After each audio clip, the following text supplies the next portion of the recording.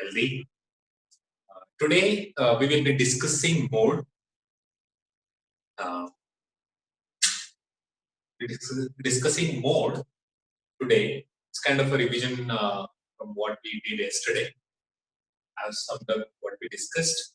So let's have a brief introduction or revision of the topic. Mode. Mode is the value which occurs most frequently in a data set. So if there is a data, let's say English subject marks, okay, of first year BBA. I'm taking only English subject. So in English subject marks, which number of 70 you or 70 people out all 70 English marks I have taken, when I take this data set, the number which has occurred maximum number of times, that is occurred most number of times or most frequently. Let's say out of 70, 60 people have scored 80 marks. So 80 is the mode. Or let's say 55 people have scored 70 marks, 50 or 55 people.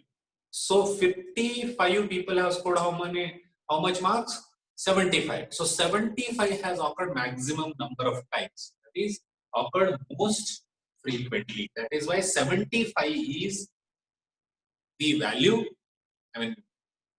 marks, that is the mode of the data set observation. Likewise, mode is the value which has highest frequency. Frequency is nothing but how many number of times that number has occurred.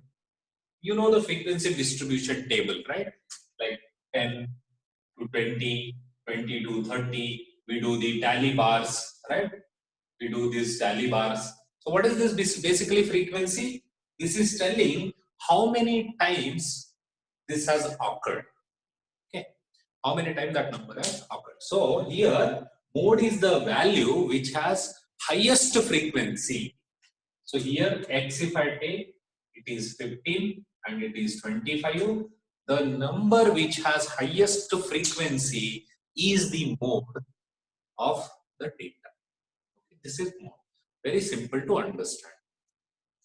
Highest frequency, that number is the mode.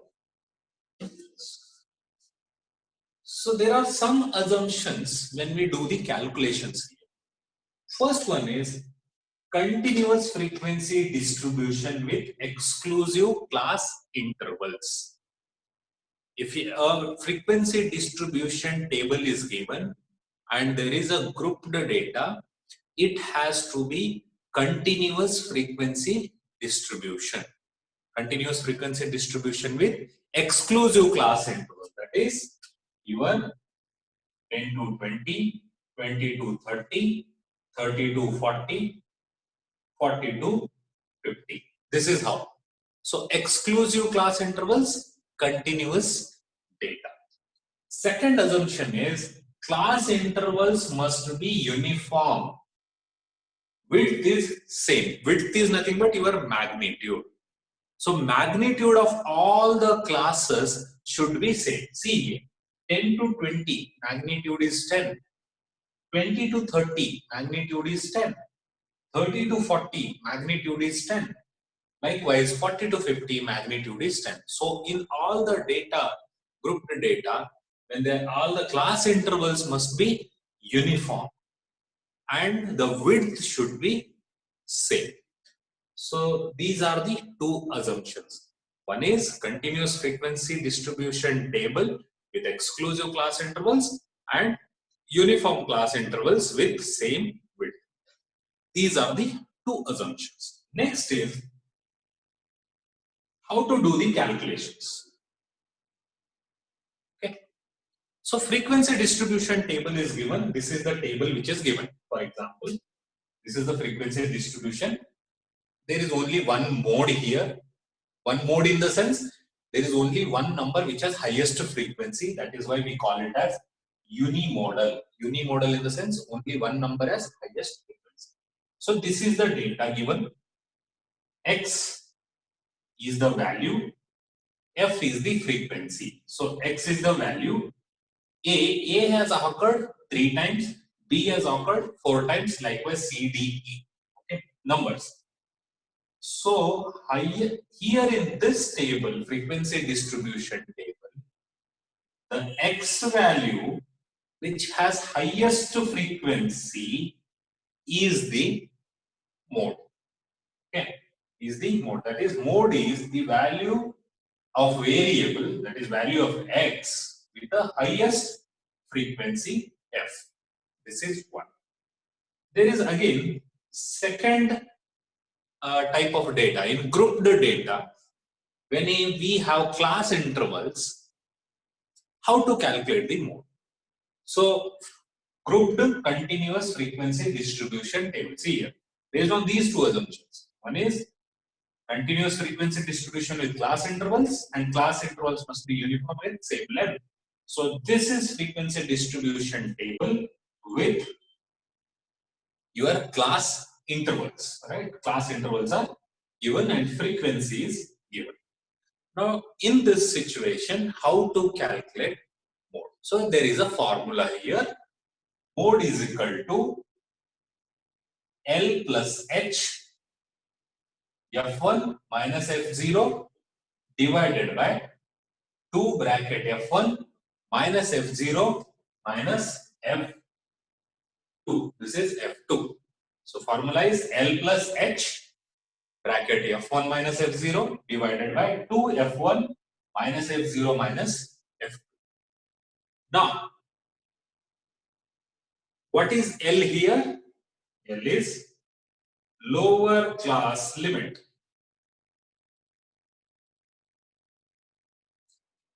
H is magnitude.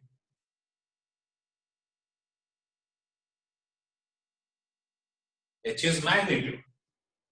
F0, F1, F2. F0 is frequency above modal class frequency. F above modal class frequency. F1 is modal class frequency. And F2 is F below modal class frequency. Okay. Is here? They look very small. Just remember this. L is lower class limit. H is magnitude. F0 is frequency above modal class frequency. F01 is modal class frequency. And F2 is frequency below modal class. So if this is the class, this is F1, this is F0, and this is F2. Okay, very simple. We do the calculations, so we'll come to know how to find out modal class. That's the question here. How to find modal class? After finding modal class only, we will be able to know which is F1, which is F0, and which is F2. F0, F1, and F2 we can calculate or identify only when we know modal class. But how to know the modal class? So let's have a look.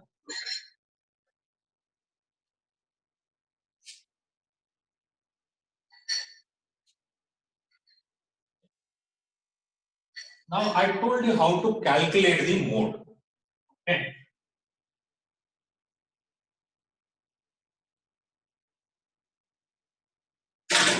Now here, modal class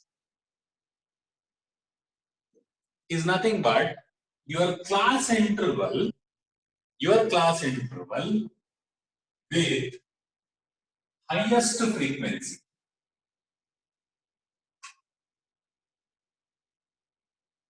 Modal class is the class interval with highest frequency. That is your modal class. So when you know the modal class, you know lower and upper class intervals. You know the lower class interval, upper class interval, and also you know now F1, that is modal class frequency. When you know F1, you know F0 and F2. That is frequency above modal class, frequency below modal class frequency. So these are some of the, this is how we calculate mode. But there is some problem. These two methods we can apply only when there is one frequency with highest, only one value with highest frequency. Okay. Applicable only when one class interval have highest frequency, or one value has occurred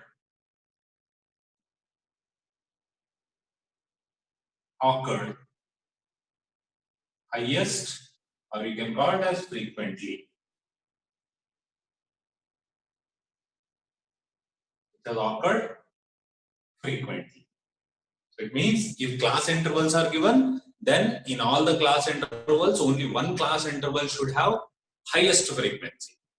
And if class intervals are not given, just the data table X and Y is given, then only one value should have highest frequency. Then only these two methods of calculations can be applied. So such data is called as unimodal data. Unimodal. It means only one mode. That is one class interval with highest frequency. Then only you will be able to calculate using that formula, or just finding out the frequency, highest frequency, and telling what is the mode. What happens if two class intervals have same frequency, highest frequency, but it is there for two class intervals? How to calculate? Or X and Y, okay, X is given, F is given. What if two X values have highest frequency same? If 7, like 1, 2, 3, 4, 5, this is 3, this is let's say 4, this is 5, this is 5, this is 2. Now here, these two values are same. These two values, the frequency is highest, but it is for two values of X, that is 3 and 4. So how to calculate mode for such class intervals? We call such data as bimodal data or multimodal data. Okay. So how to calculate this? So those two methods of calculating are applicable only when there is one mode, that is one class interval with highest frequency, or one variable with the highest frequency of occurrence. Then only it is applicable. Okay.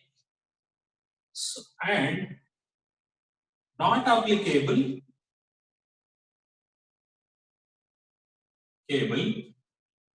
when data is bimodal or multimodal. In the sense, highest frequency is there in two or more than two class intervals.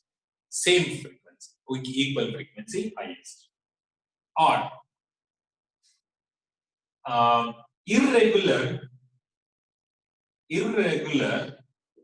frequency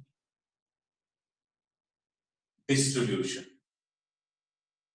In the sense, irregular frequency distribution in the sense, increase, decrease, again increase, again decrease. So if you have class interval, your frequency should go like this. Your frequency should increase and then decrease. So this is your highest frequency and this is your mode. This is your highest frequency. Then only you will be able to find mode. But here, this is irregular frequency distribution. In this irregular frequency distribution, what is happening is frequency is increasing first, then decreasing, again increasing, again decreasing. In such data also, we will not be able to calculate mode using the two methods or formula which I told you. It is not possible to calculate. Okay. Now next is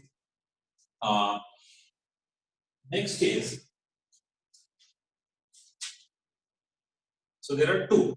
We cannot calculate when it is bimodal or multimodal, or when it is the distribution is infrequent or irregular. Next point is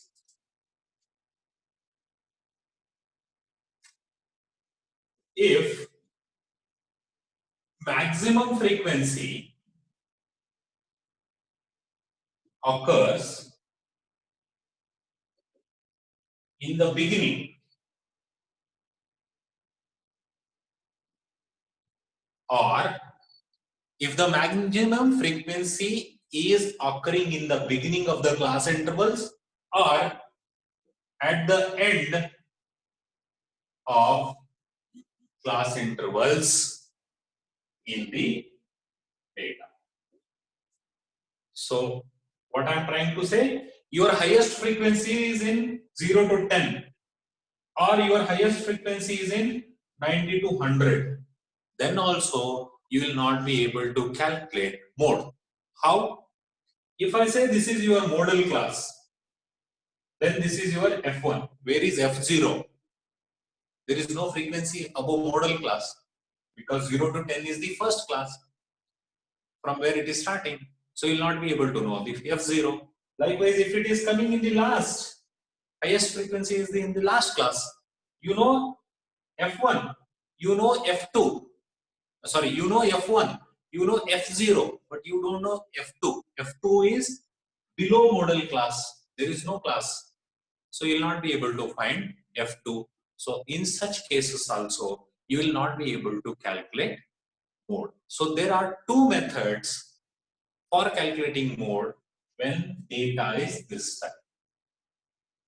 When data is this type, that is bimodal or multimodal, or frequency distribution is irregular, or when the frequency, highest frequency is in the first class interval or in the last class interval, we can calculate mode by a different method called as grouping method.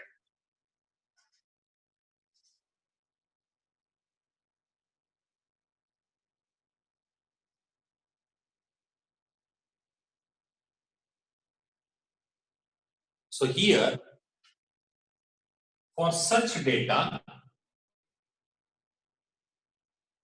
mode is calculated using grouping method.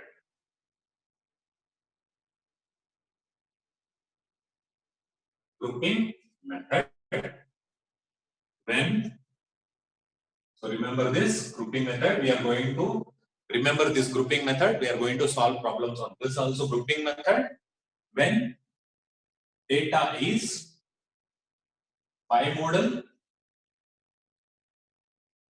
or say multimodal or irregular or highest frequency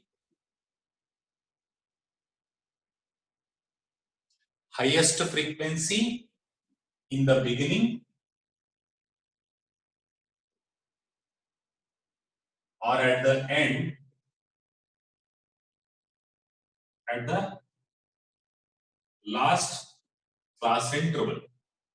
So we calculate using grouped method, grouping method.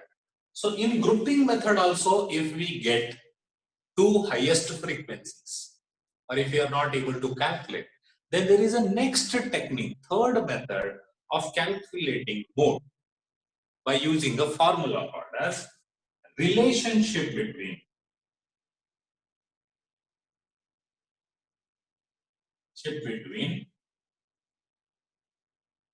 mean, median, and mode. We can use this technique or this formula and calculate mode. What is the formula here? Or what is the relationship? Mode is equal to 3 median minus 2 mean. So we can use this formula and also calculate mode.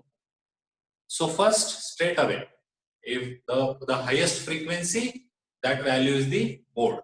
Class intervals, highest frequency class interval is modal class. Use the formula, find out the mode. Next, if there are two class intervals with highest frequency, same frequency, highest frequency, two class intervals, then you can go for grouping method.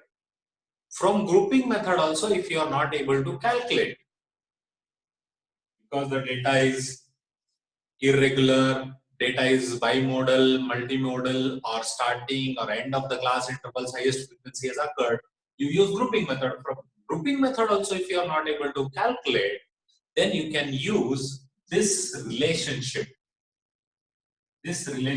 formula and calculate mode. Okay. So these are some of the methods of calculating mode. This is all about the theoretical part. Let's try and solve some problems on mode. We will explore on all the four or five methods from which we are going to calculate mode. Okay. So let's have a look at the calculations.